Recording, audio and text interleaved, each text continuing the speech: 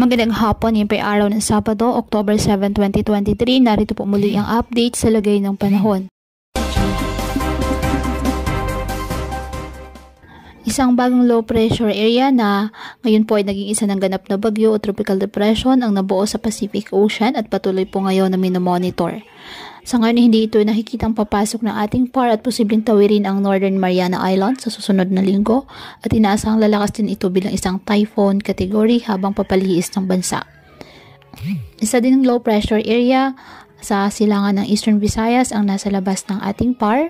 Inaasahang tuloy na itong papasok ng PAR ngayong weekend at hindi inaalis ang posibilidad na maging bagyo rin ito at posibleng kumilos papalapit sa at tawirin ang Central, Southern Luzon area next week.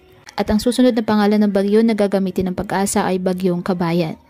Patuloy naman kumikilos papalayo ng bansa ang Bagyong Koino na dati pong si Bagyong Jenny na nagbabadyang ng mga manalasa sa Hainan Province sa Southern China sa mga susunod pong mga araw. Ngayong araw, ang Metro Manila at nalalabing bahagi ng bansa, bahagyang maulap hanggang sa maulap na halangitan with isolated rain showers or thunderstorms dahil po sa habagat at localized thunderstorms.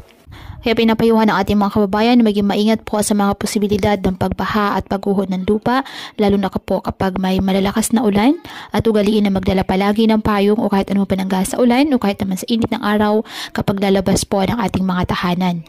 At yan po muna ang update sa lagay ng panahon ngayong araw. Muli patuloy po tayo na mag-ingat at palaging tandaan, God loves you. Stay safe and God bless.